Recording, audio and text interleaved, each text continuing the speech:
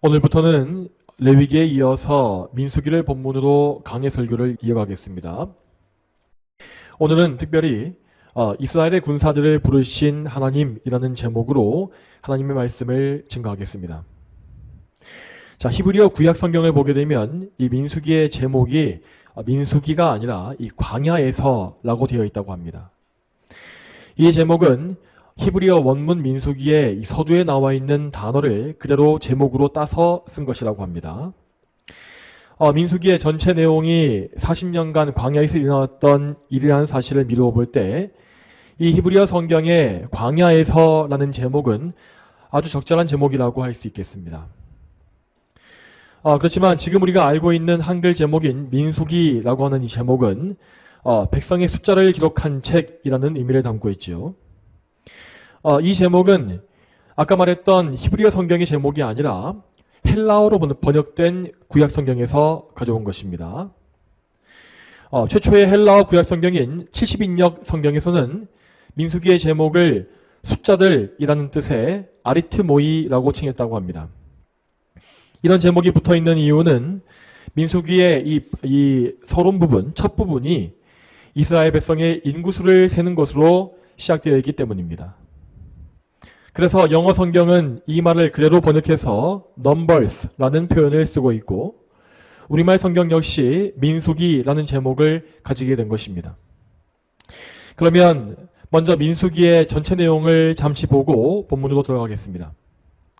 자, 민수기의 내용은 앞서 말씀드린 바와 같이 이스라엘 백성이 광야에서 보냈던 40년간의 기간을 다루고 있습니다. 민수기의 첫 부분은 앞에 레위기에서 그대로 이어져서 백성들이 율법을 계시받고 시내산에서 짐을 꾸려 출발하는 것에서부터 시작됩니다. 그들이 출발을 할 때 하나님은 각 지파별로 전쟁에 나갈 수 있는 20세 이상의 성인 남성들을 계수하라고 지시하셨고 그렇게 하심으로써 이스라엘의 군대와 진영이 조직되어지는 것을 볼 수 있죠.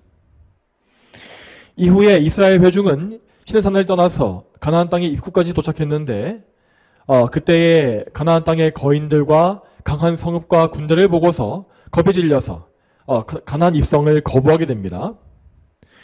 그리고 그들은 절망에 빠져서 통곡을 했고 하나님을 크게 원망했다고 나와 있습니다. 이 끔찍한 불순종 때문에 이스라엘의 출애굽 1세대는 가나안 땅에 들어가지 못했고 무려 40년간 광야에서 방황하는 과정을 거치게 되었습니다. 하나님께서는 이스라엘 백성의 세대를 교체하셨는데 그 40년 동안에 출애굽을 경험했던 이스라엘의 20세 이상의 성인 남성들은 모두 광야에서 죽음을 맞게 되었습니다. 다시 말해서 민수기 초반에서 군인으로 계수되어진 20세 이상의 모든 성인 남성들은 모두 다 가나안 땅에 들어가지 못한 것입니다. 여러분, 그런데 이러한 심판은 전혀 과중한 것이 아니었습니다. 자, 왜 그렇겠습니까?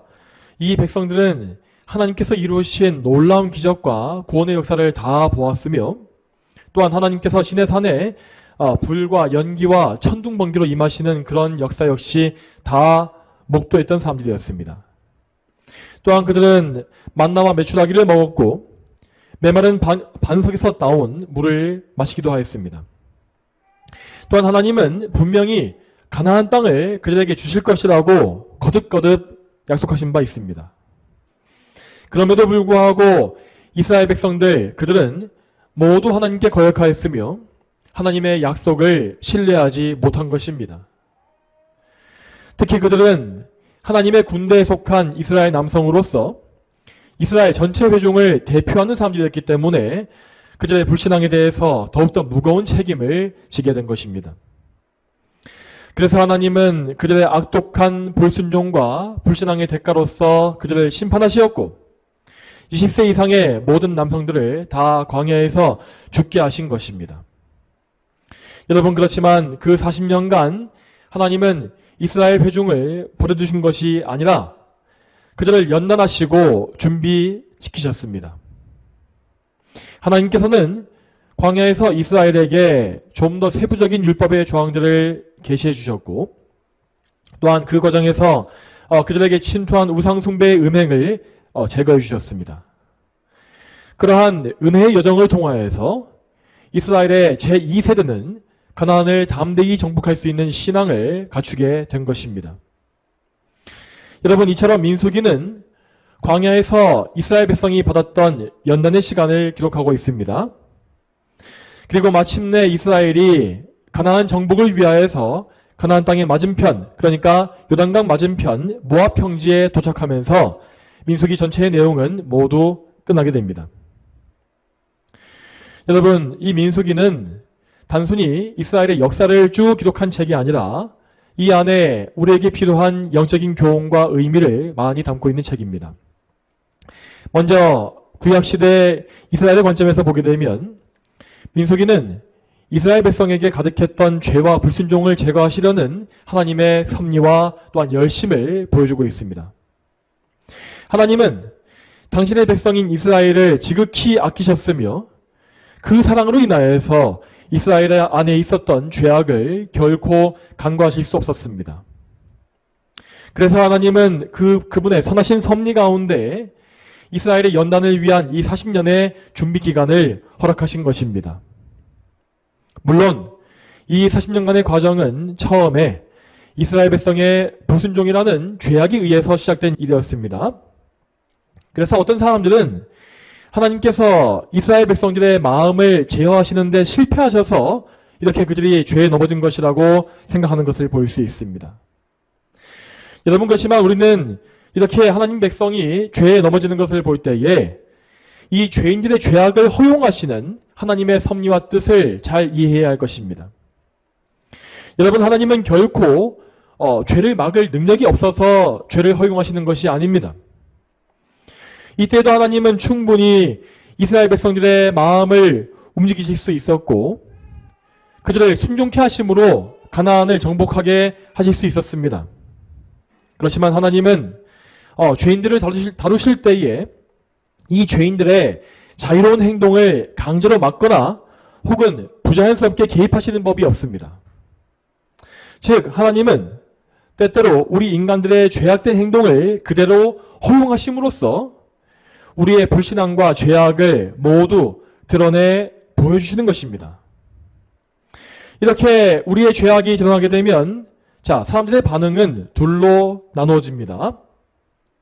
먼저 하나님의 은혜를 입은 사람들은 자기의 죄인됨을 알게 되고 또한 자기의 무능함과 비참함을 인정함으로써 하나님께 구원을 간구하게 됩니다. 그러나 이와 반대로 하나님의 은혜가 없는 일반적인 죄인들은 자기의 죄 때문에 더욱더 강팍해져서 하나님을 더 많이 대적하고 더 미워하며 더 반항하는 길로 빠져들게 되는 것이죠. 이러한 경우에 이 죄인들의 악행이라고 하는 것은 모두 그들을 심판하는 근거가 되는 것입니다. 여러분, 이처럼 하나님은 우리 사람들의 죄를 허용하심으로써 택자들을 구원하시고 악인들은 심판하십니다. 이러한 하나님의 섭리는 구약의 광야의 이스라엘에게도 정확히 적용되었습니다. 광야의 이스라엘 백성 중에서 자기의 마음을 악하게 하여서 끝까지 거역한 사람들은 그들의 불순종 때문에 심판을 받아 광야에서 멸망당했습니다. 그러한 사람들은 정말로 가나안 입성을 거부했던 자기 죄의 책임을 스스로가 다 지게 된 것입니다. 여러분, 그렇지만 분명히 가나안 입성에 한 번 실패했던 그 백성 중에는 나중에라도 회개해서 구원받은 사람들이 있었을 것입니다.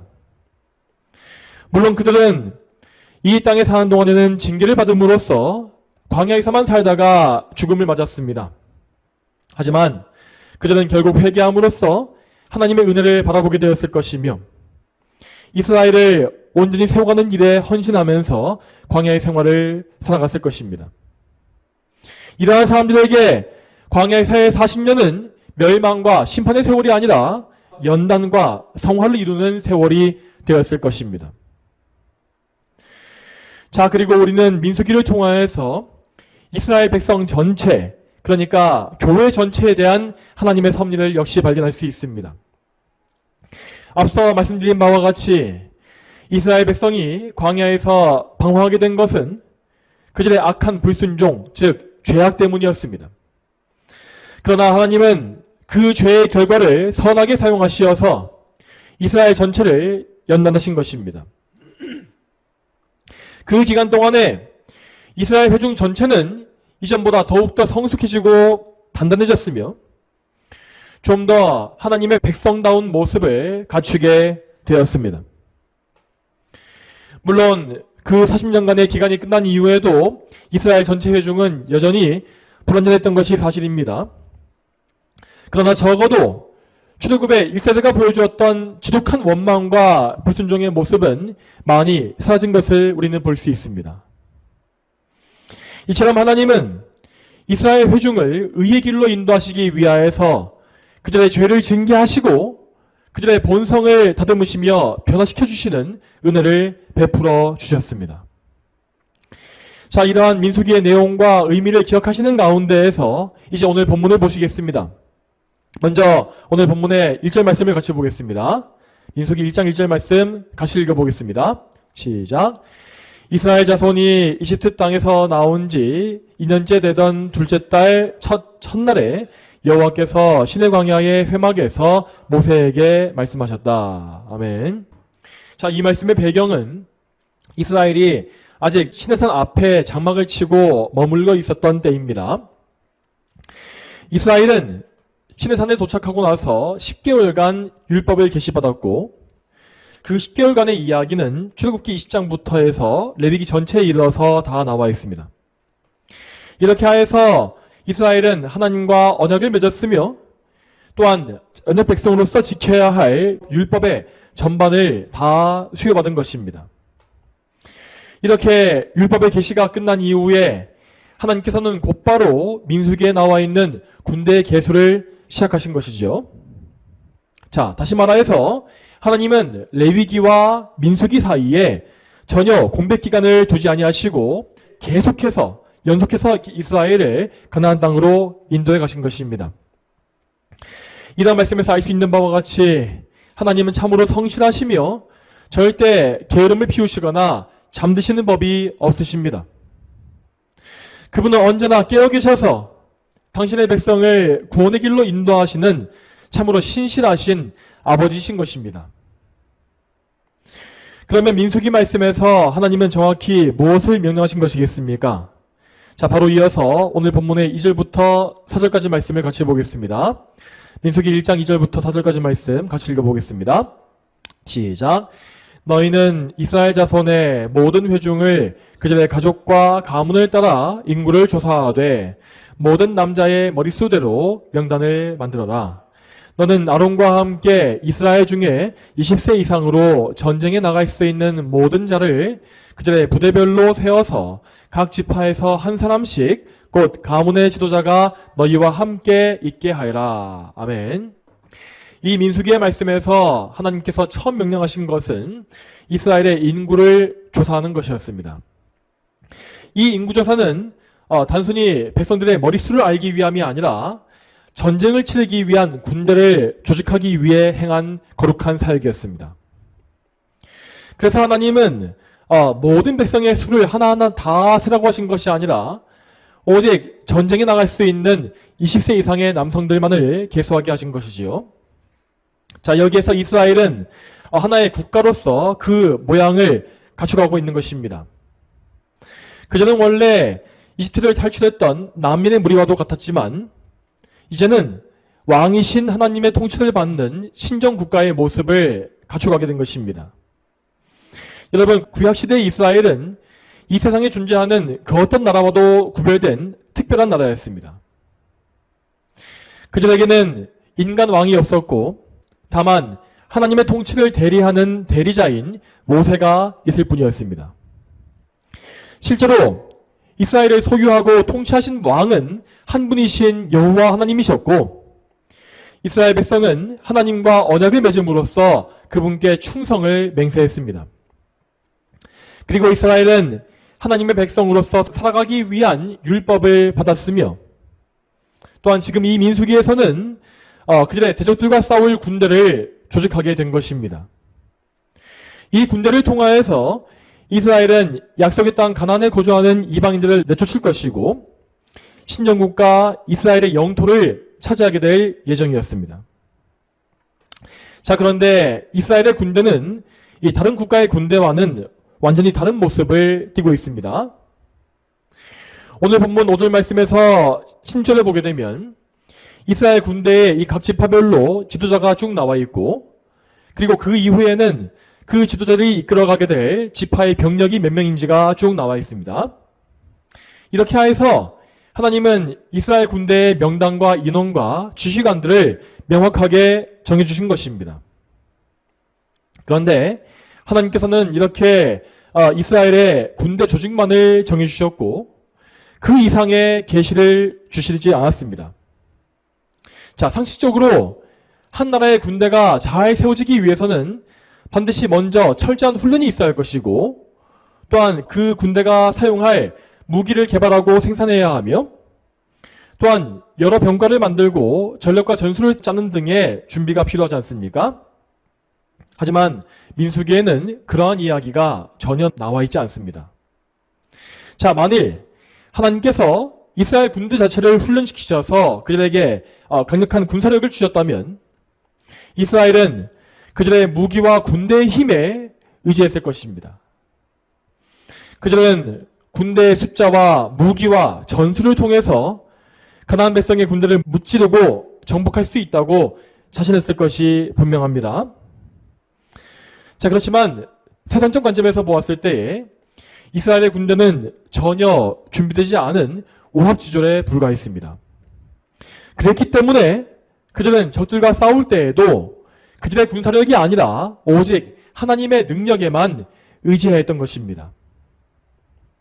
이스라엘의 싸움은 정말로 오직 하나님께만 달려 있었고 하나님께 의지하지 아니하면 할 수 있는 것이 정말로 아무것도 없었습니다. 여러분, 그렇지만 하나님은 분명히 이스라엘의 군대와 함께 하셨습니다. 그러므로 이스라엘의 군대가 하나님을 경외하고 하나님께 사랑과 순종을 바친다면 그들은 자신의 준비되지 못함과 관계가 없이 담대하게 대적들과 싸우고 승리할 수 있었습니다. 이러한 싸움의 원리, 이러한 믿음의 원리는 구약성경 전체에 항상 동일하게 흐르고 있는 주제입니다. 대표적으로 다윗 왕은 전쟁 때마다 군대의 힘에 의지하지 아니하고 하나님의 능력에만 의지했던 것으로 잘 알려져 있습니다. 이에 대해서 시편 말씀을 보겠습니다. 시편 20편 7절과 8절입니다. 어떤 이들은 병거를, 어떤 이들은 말을 의지하지만 우리는 여호와 우리 하나님의 이름을 자랑할 것이니 그들은 엎어지고 쓰러지나 우리는 일어나 바로 선다. 아멘. 다윗 왕은 광야 시대의 이스라엘 군대와 달리 강한 군대와 용사들을 보유하고 있었습니다. 그리고 다윗 왕 자신도 용맹한 군인으로서 일당백의 역할을 충분히 할 수 있었죠. 그럼에도 불구하고 다윗은 자기의 강한 군대의 힘에 의지하지 않고 오직 여호와 하나님의 이름에만 의지했던 것입니다. 그리고 그렇게 하나님을 의지했을 때에 다윗은 강한 대적들 앞에서도 패하지 않고 영광스러운 승리를 얻을 수 있었습니다.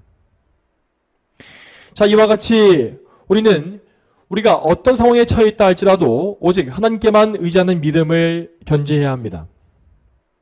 만약 우리에게 다윗 왕과 같이 능력이 실제로 있다고 할지라도 우리는 나의 능력을 믿지 말고 하나님께만 의지해야 하는 것입니다. 여러분, 우리는 보통 내가 스스로 자신이 있고 잘할 수 있는 일이 있다면 그에 대해서 하나님께 잘 의지하지 않는 경향이 있습니다. 자, 하나님께 의지하지 않는 이런 마음은 제일 먼저 기도하지 않는 것으로 드러나게 되어 있습니다. 심지어 우리는 그렇게 기도하지 않고 뭔가를 했을 때에 일이 잘 되는 것을 경험할 때가 있지 않습니까? 그럴 때에 우리 마음속에는 슬며시 기도하지 않아도 어찌어찌 하게 되면 이렇게 잘 되는 수가 있구나 하는 생각이 들어올 때가 있습니다. 여러분, 그렇지만 그렇게 기도하지 아니하고 하나님께 의지함이 없이 내 뜻대로 한 일이 잘 되는 것은 오히려 우리에게 영적으로 큰 재앙과 같습니다. 그럴 때 우리는 하나님에 대해서 두려움을 가져야겠고 곧바로 나의 불신앙과 하나님께 의지하지 않는 교만함을 회개해야 할 것입니다. 우리는 우리 삶 속에서 무슨 일이든지 간에 하나님께 의지함으로써 응답받고 행하는 그러한 습관을 길러야 합니다. 만일 내가 여전히 기도하기를 귀찮아하고 나의 능력에만 의지해서 나의 지혜에 의해서 뭔가를 해보려고 하는 그런 마음이 강하다면 그러한 태도와 그러한 자세는 모두 나의 능력을 우상숭배하는 죄악과 같습니다. 우리는 이 사실을 알고 항상 하나님께 전적으로 의지해야 합니다.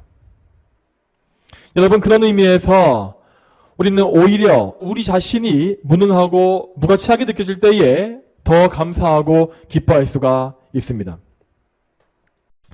물론 제가 지금 말씀드리고 있는 무능함이라고 하는 것은 우리 자신이 평소에 게을러서 무능해지는 그러한 무능함을 말하는 것이 아닙니다.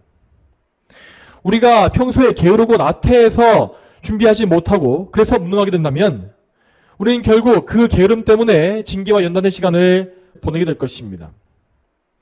그리고 하나님은 우리가 성실함을 소유하게 될 때까지 계속해서 연단의 과정을 주시겠죠. 그러나 우리는 때때로 하나님께서 나를 연약함에 몰아넣으시는 상황을 겪을 때가 있습니다. 나의 건강이 사라지고 나의 경제력이 무너지며 또한 계속해서 나의 마음에 들지 않는 상황들이 벌어지고 모든 상황이 악화 일변도로 갈 때가 있는 것입니다. 그러한 섭리 아래에서 우리는 때때로 크게 낙심하고 하나님의 뜻을 의심하기가 쉽습니다. 그러나 우리는 그렇게 연약할 때에 오히려 하나님께 감사해야 합니다. 왜냐하면 우리는 그렇게 연약할 때에 더욱더 하나님께만 의지하고 하나님의 강한 능력에만 의지하여 그 능력에 힘볼 수 있기 때문입니다. 이에 대해서 고린도후서 12장 9절과 10절을 보겠습니다. 고린도후서 12장 9절과 10절 말씀입니다. 주께서 내게 말씀하시기를 내 은혜가 내게 족하다. 내 능력이 약한 데서 온전해지기 때문이다. 라고 하셨다. 그러므로 나는 오히려 나의 여러 약한 것에 대하여 크게 기뻐하며 자랑할 것이니 이는 그리스도의 능력이 내 위에 머물게 하려는 것이다. 그러므로 나는 그리스도를 위하여 약한 것과 모욕과 궁핍과 박해와 공경을 기뻐하니 내가 약한 그때에 강하기 때문이다. 아멘. 여러분, 이 말씀의 배경에서 사도 바울은 자기의 몸에 있는 한 가시에 대해서 언급한 바 있습니다. 그는 아까 읽었던 말씀의 앞에 나와 있는 7절 말씀에서 말하기를 하나님께서 나를 너무 교만하지 않게 하시려고 내 육체의 가시 곧 사탄의 타자를 주셨다라고 한 바 있습니다. 이 육체의 가시라는 것이 육체의 질병인지 아니면 영적인 고통인지 혹은 원수들의 공격인지는 정확히 알 수 없습니다. 그러나 분명한 사실은 바울이 이 육체의 가시 때문에 크나큰 고통을 받았다는 것이고 또한 사역에 큰 방해를 얻을 만큼 연약해졌다는 것입니다. 그래서 그는 이 육체의 가시를 제거해달라고 하나님께 3번이나 간절히 구했는데 이에 대해서 하나님이 주신 응답이 바로 우리가 방금 읽은 9절의 말씀에 있는 것입니다. 내 은혜가 내게 족하다. 내 능력이 약한 데서 온전해지기 때문이다. 여러분, 이 말씀과 같이 하나님께서는 때때로 우리에게 연약함을 주시어서 우리가 오직 하나님께만 의지하도록 역사하시는 경우가 있습니다. 그럴 때 우리는 교만함이 꺾이고 마음이 낮춰질 것이며 정말 순수하게 하나님만 바라보는 그런 마음을 가지게 될 것입니다. 그렇게 되면 하나님은 우리의 상한 심령에 당신의 능력을 부어주셔서 오로지 하나님의 영광만이 드러나게 하시는 것이지요. 그러므로 우리는 우리에게 고난과 연약함이 있을 때에도 오직 그것을 통해서 하나님께 영광을 돌리겠다고 하는 그런 마음을 가지고서 감사함과 기쁨으로 하나님께 의지해야 하는 것입니다. 자, 그러면 다시금 광야의 이스라엘 군대에 대해서 생각해 보겠습니다. 이스라엘의 군대는 자신들의 군사력이 아니라 오직 하나님께 의지해야 했다고 말했습니다. 자, 그러면 하나님께서는 정확히 이스라엘에게 어떤 방법을 통하여서 하나님께 의지하라고 말씀하신 것이겠습니까? 첫째로 이스라엘의 군대는 오직 하나님의 인도하심에 따라서만 그들의 가는 길과 계획을 다 정했습니다. 이스라엘의 진영에는 항상 하나님께서 보내주신 구름기둥이 있었는데 이 구름기둥은 곧 이스라엘의 하나님께서 임재의 계심을 보여주는 거룩한 표징이었습니다. 이 구름기둥이 움직일 때에 이스라엘은 모든 장막을 접고 움직이기 시작했으며 그 기둥이 멈추면 그 자리에 진을 쳤습니다.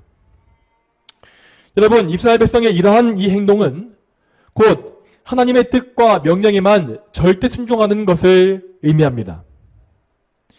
우리의 가고 서는 것, 우리 삶의 일거수일투족은 오직 하나님의 뜻에만 달려 있습니다.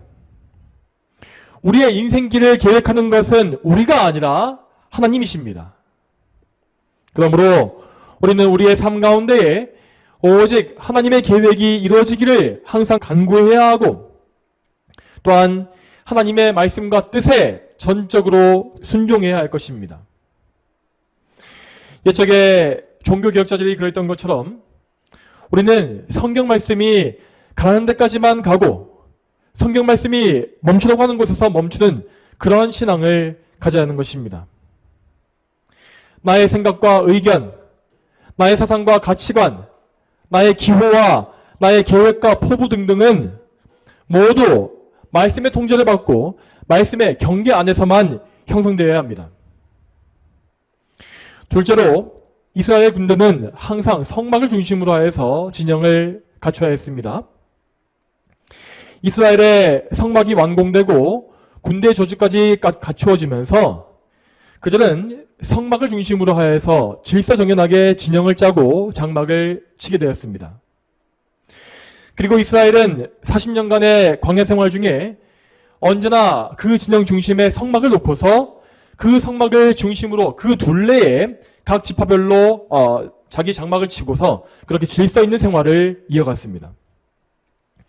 여러분, 그런데 구약시대의 이 성막이라고 하는 것은 곧 하나님께서 하나님의 백성인 이스라엘의 진영 한가운데에 임재해 계신다고 하는 표징이었습니다. 이것은 신약에 의하여서 곧 교회의 중심이 되시는 예수 그리스도를 가리키는 것입니다. 그러므로 우리 성도들은 항상 성막이신 그리스도 예수님을 중심으로 하여서 모든 것을 그리스도를 믿는 믿음으로만 행해야 합니다. 여러분, 우리 믿음, 우리 신앙생활의 시작과 끝은 항상 우리 구주이신 예수 그리스도이십니다. 우리는 오직 예수 그리스도의 믿음으로써 죄사함과 의롭다함을 얻으며 하나님 앞에 담대하게 나갈 수 있는 신앙을 시작하는 것입니다. 또한 그렇게 구원받은 이후에도 우리는 예수 그리스도와 연합함을 통해서만 계명에 순종하는 거룩한 삶을 살 수가 있습니다. 예수님 안에는 우리를 구원하는 공로와 우리를 거룩하게 성화시키는 그런 능력이 모두 다 포함되어 있습니다. 우리는 이 사실을 알고서 항상 그리스도를 귀하게 여기며 우리 주이신 예수 그리스도를 의지하는 그 믿음을 항상 간절하게 붙잡아야 합니다. 성경 말씀에 분명히 믿음이 없이는 하나님을 기쁘시게 할 수 없다라고 하였습니다. 이 말씀대로 우리의 삶 가운데 그리스도가 사라지시고 우리가 그리스도를 믿는 믿음으로 행하지 아니하면 우리는 하나님과 아무런 관계가 없는 삶을 살 수밖에 없습니다. 우리는 이 사실을 알고서 언제나 그리스도를 믿는 믿음을 굳게 한 가운데에서 항상 믿음으로 살아야 할 것입니다. 또 다음 세 번째로 이스라엘의 군대는 하나님 앞에서 죄를 멀리하고 정결과 거룩함을 항상 지켜야 했습니다. 여러분, 앞서 말한 바와 같이 이스라엘 군대에는 이방 군대와 같은 철병거나 강한 활과 창이 없었습니다. 하지만 그들은 하나님 앞에서 거룩함을 통하여서 항상 대적들을 무찔러 이겼습니다. 우리의 거룩함은 오직 예수 그리스도를 통하여서 우리에게 주어지는 것입니다. 우리는 예수 그리스도께 의지하는 가운데에서 우리 자신 역시 마음과 목숨과 뜻을 다해서 거룩을 추구함으로 대적을 이기는 그런 거룩한 삶을 살아야 하는 것입니다. 만일 우리가 이렇게 그리스도께 의지하지 아니하고 또한 죄와 싸우지 않으며 정욕과 쾌락에 우리 자신을 내어준다면 우리는 결코 우리의 영적 원수인 마귀와 이 세상을 이길 수 없습니다. 그러나 우리가 하나님을 경외하는 가운데 예수 그리스도께 의지하여서 우리 안에 죄와 싸우고 죄를 이긴다면 우리는 하나님과 화평한 가운데에서 영적인 승리를 맛볼 수가 있을 것입니다. 자, 이제까지의 세 가지 내용을 다 정리하자면 이스라엘의 군대는 하나님의 인도하심에 따라서 갈 길을 정하였고 또한 항상 성막을 중심으로 하나님의 임재를 바라보며 살아갔습니다. 그리고 하나님의 임재 앞에서 항상 계명을 지킴으로써 거룩하고 정결한 상태를 유지해야 했습니다. 이렇게 하나님 안에서 하나님 중심으로 살 때에 이스라엘은 이 세상의 어떤 군대와도 싸워 이길 수 있는 강한 용사가 될 수 있었던 것입니다. 사랑하는 성도 여러분, 앞으로 우리는 민수기의 말씀을 통하여서 하나님의 영광을 보게 될 것이고 또한 우리를 향하신 하나님의 명령을 듣게 될 것입니다. 이 민수기에는 분명히 신약시대의 교회에도 적용할 수 있는 영적인 의미와 교훈이 가득 들어 있습니다. 사도행전의 말씀을 보게 되면 스테반 집사님이 이 광야 이스라엘을 가리켜서 광야 교회라고 부르는 것을 우리는 볼 수 있습니다. 그분의 표현과 같이 구약의 이스라엘은 신약의 교회와 단절되어 있는 별개의 집단이 아닙니다.